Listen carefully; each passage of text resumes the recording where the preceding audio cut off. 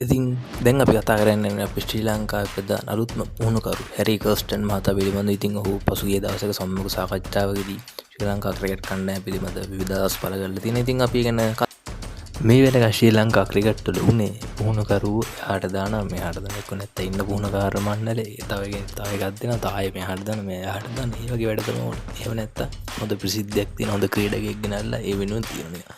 ඒසියා මාරු කොට්ට මාරු කරනවා විතර. හැබැයි ක්‍රිකට් බෝඩ් එක උළු ගෙඩින කවදාවත් මාරු. ඉතින් මේ තරම රසය අපේ අලුත්ම පුහුණුකරු ගැරි කර්ස්ටන් මහතා ශ්‍රී ලංකා ක්‍රිකට් කණ්ඩායම ගොඩ දාන්න මොනවාද තියෙන සැලසුම් පිළිබඳව අපි පොඩි තොරතුරු වගේක් ලබා දීලා තියෙනවා. මාදිරිද අපි ගැන තවත් විස්තරාත්මක ගැරි කර්ස්ටන් පිළිබඳව අපි තොරතුරු හෙව්වොත් ඉතින් ඔහු ජාත්‍යන්තර ලකුණු 14000ක් සපුරාගෙන තියෙන. ඒ වගේම ඔහු පුහුණුකරුවෙක් විදිහට පුහුණුකරු බාරගත්තේ 4 වෙනි ටෙස්ට් රට මීට කලින් ඉන්දියාව, දකුණු අප්‍රිකාව, පාකිස්තානය සහ 4 වෙනි රට ශ්‍රී ලංකාව වත්ලා තියෙන. ඒ වගේම ඔහු මීට කලින් පුහුණුකරු ධූරයේ හිටියේ පාකිස්තානයේදී ඔහුගේ කටයුතු වලට ඕනෑමට වඩා බලපෑම් කරන බැවින් ඔහු ඒවත් එතනින්වත් තිබුණේ. කියන්නේ ඔහු ගැරි කර්ස්ටන් මහතා කියන්නේ විශේෂයෙන්ම ඍජු තීරණ ගන්න, තමන්ගේ තීරණ තමන්ගේ ප්ලෑන් වලට අනුව කාගේවත් අත ගැසීම් වල කැමති නැති ඍජු පුද්ගලයෙක්.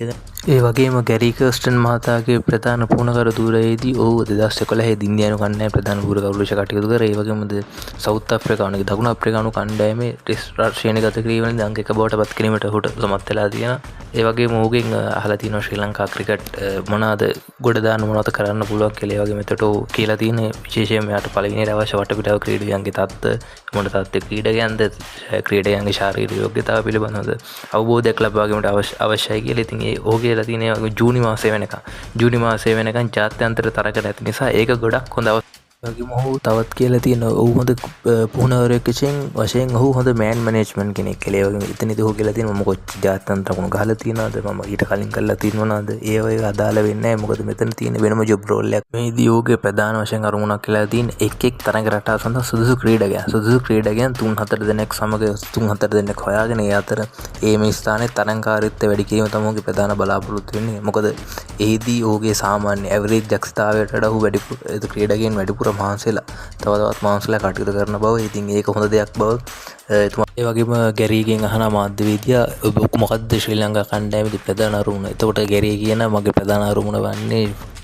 තරඟ ආකෘති තුනේම ශ්‍රී ලංකා කණ්ඩායම ප්‍රධාන ස්ථාන 4කට ගෙනීම. කියන්නේ ශ්‍රේණිගත කිරීම වල ප්‍රධාන 4කට ගෙනීම තමයි ලෝක ප්‍රධාන අරමුණ. ඒ වගේම ගැරීගෙන් අහන මාධ්‍යවේදියා ඔබ මොකද්ද ශ්‍රී ලංකා කණ්ඩායමේ ප්‍රධාන අරමුණ? එතකොට ගැරී කියන මගේ ප්‍රධාන අරමුණ වන්නේ තරඟ ආකෘති තුනේම ශ්‍රී ලංකා කණ්ඩායම ප්‍රධාන ස්ථාන 4කට ගෙනීම. කියන්නේ ශ්‍රේණිගත කිරීම වල ප්‍රධාන 4කට ගෙනීම තමයි ලෝක ප්‍රධාන අරමුණ. ඒ වගේම ගැරි කර්ස්ටන්ගේ මාධ්‍යද නැවත අහන මොනවාද ශ්‍රී ලංකාවේදී එක් ස්ථාන වල දුර්වලකම් කියලා. ඒ වගේම එතකොට ගැරි කර්ස්ටන් කියන ඒවා මට දැන් මෙතන කියන්න බෑ. හැබැයි ශ්‍රී ලංකා ක්‍රිකට් කණ්ඩායමේ පසුගිය තරඟ කියවේ බැලුවොත් ඕන කෙනෙක්ට පේන මොන වගේ ස්ථාන තැන්වලද අමාරු තැන් තියෙනවා. ඒ වගේම ගැරි කර්ස්ටන් නැවතත් කියන සරල විදියට ගත්තොත් විශේෂයෙන් T20 ෆෝමැට් එක ගත්තොත් ස්ට්‍රයික් රේට් එක අනිත් හැම රටකම T20 ස්ට්‍රයික් රේට් එක ගොඩක් ඉහළා ගියේ තියෙන අතර ශ්‍රී ලංකා ක්‍රීඩකයන්ගේ 120 130 කලාතුරකින් තමයි 135 140 තියෙන ක්‍රීඩකයන් හපු වෙන්නේ. නමුත් ඔව් දිගින් දිගටම දක්ෂතාව පෙන්වන්නේ නැහැ. අන්න ඒ වගේ අඩුපාඩුකම් බොහෝමයක් ශ්‍රී ලංකා ක්‍රිකට් ක්‍රීඩකයන් සතුව තියෙන ගලෝ. ඒ වගේම අපිට ගොඩක් ප්‍රශ්නයක් තමයි T20 ලැබෙ ක්‍රීඩකයන්ට ලකුණු ලබා ගන්න වෙලු ගොඩක් ලොකු ටාගට් එකක් චේස් කරන්න බෑ. චේස් කරත් ඉතින් යාට එක සබතාවයක නිරෝධ දිකටම කොලැප්ස් හම්බෙන්නේ. එතකොට ඒ වගේ දෙයකදී මොන වගේ විදිහට ක්‍රීඩකයෝ සෙල්ලම් කරන්න ඕන කියලා ආකාරයක ගැරි කර්ස්ටන් මම හොඳට ප්‍රකාශ කරලා තිනවා. උදාහරණයට ගත්තේ ඩේවිඩ් මිලර් ගැන කියද්දී ඔහු වැඩිපුරම සාර්ථක වෙන්නේ 6 වග හත්තිනේ. මේ වැඩිපුරම සාර්ථක වෙන්නේ 4 පාර ගහද්දී. මොකද ආර් ප්‍රේමදාස වගේ ක්‍රීඩාංගන ලොකු 4-6 සීමා තියෙන ඒවට ගොඩක් උඩින් යන්න ගන්න අමාරුයි. ඉතින් ඒ වෙලාවට 4 පහරවල වලින් ලකුණු ගන්න පුළුවන් නම් ඒක තමයි කියන්නේ. ඒක වෙලා ඒ වෙලාවේ තින්කින් පැටර්න් එක අනුව ප්‍රෙෂර් සිටුේෂන් අනුව තමයි කරන්න ඕන දෙයක්.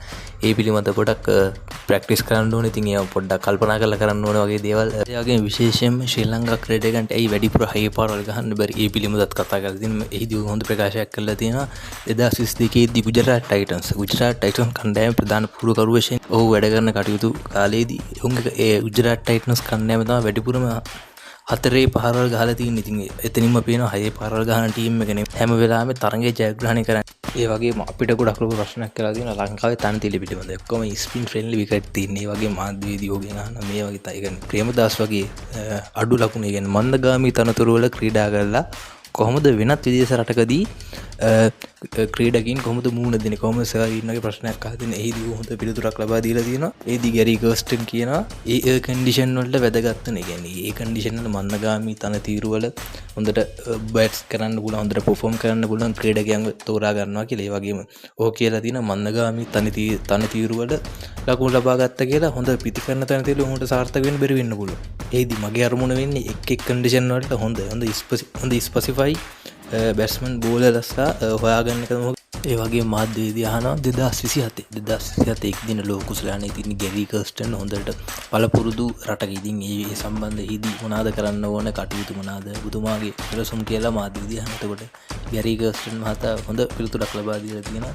අපි මොන දේ කරත් අපිට පළවෙනි දේ තමයි අපිට මූලික දේවල් හරියට කරගන්න ඕනේ. විශේෂයෙන්ම පවර් ප්ලේ එකේ කඩළු ගන්න පුළුවන් පන්දු යවන්න අපි හොයාගන්න ඕනේ. එතකොට ශ්‍රී ලංකා කණ්ඩායම පවර් ප්ලේ එකේ කඩළු ගැනීම අතින් ඉන්නේ අන්තිම ස්ථානයේ කියලා ප්‍රකාශ කරලා තියෙනවා. එහිදී ඔහු මුලින් කියලා තියෙන එක එක ක්‍රීඩයන්ට අන එක එක අවස්ථාවක උචිත හොඳ ක්‍රීඩක හොයාගන්න තමයි මගේ පළවෙනි අරමුණ. ඒ වගේ මාධ්‍යවේදී අහනවා 2027 එක්දින ලෝක කුසලානේ තියෙන ගැරි කර්ස්ටන් හොඳට පළපුරුදු රටක ඉතින් ඒ සම්බන්ධයේදී මොනවාද කරන්න ඕන කටයුතු මොනවාද බුදුමාගේ පෙරසුම් කියලා මාධ්‍යවේදී අහන. එතකොට ගැරි කර්ස්ටන් මහතා හොඳ පිළිතුරක් ලබා දීලා තියෙනවා. අපි මොන දේ කරත් අපිට පළවෙනි දේ තමයි අපිට මූලික දේවල් හරියට කරගන්න ඕනේ. විශේෂයෙන්ම පවර් ප්ලේ එකේ කඩළු ගන්න පුළුවන් පන්දු යවන්න අපි හොයාගන්න ඕනේ. එතකොට ශ්‍රී ලංකා කණ්ඩායම පවර් ප්ලේ එකේ කඩළු ගැනීම අතින් ඉන්නේ අන්තිම ස්ථානයේ කියලා ප්‍රකාශ කරලා තියෙනවා. එහිදී ඔහු මුලින් කියලා තියෙන එක එක ක්‍රීඩයන්ට අන එක එක අවස්ථාවක උචිත හොඳ ක්‍රීඩක හොයාගන්න තමයි මගේ පළවෙනි අරමුණ. ඒ වගේම අපි ගොඩක් කතා කරන දෙයක් තමයි පවර් හිටින් සම්බන්ධය. ඒතකොට මාධ්‍යවේදී ඔහුගේ අහලා තියෙනවා පවර් හිට කෙනෙක්ගේ මොනවාද කණ්ඩායමට වෙන්න පුළුවන් මොනවාද උඩ කරන්න පුළුවන් සම්බන්ධව මාධ්‍යවේදියා ගැරි කර්ස්ටන් ගහන. එතකොට ගැරි කර්ස්ටන් මහතා ලස්සන පිළිතුරක් ලබා දීලා තියෙනවා මාධ්‍යවේදියාට. පවර් හිට කෙනෙක්ට පන්දුවාරයකදී ලකුණු ගොඩක් රැස් කරලා තරගයක් අනිත් පැත්ත හරන්න පුළුවන්. නමුත් ඔහු පවර් හිට කෙනෙක් වශයෙන් තේරුම් ගත යුතු දේ පළවෙනි දේ තමයි ස්ට්‍රයික් රොටේට් පිළිබඳ ඔහු වැඩිපුර අවධානයක් යොමු කරන්න ඕනේ.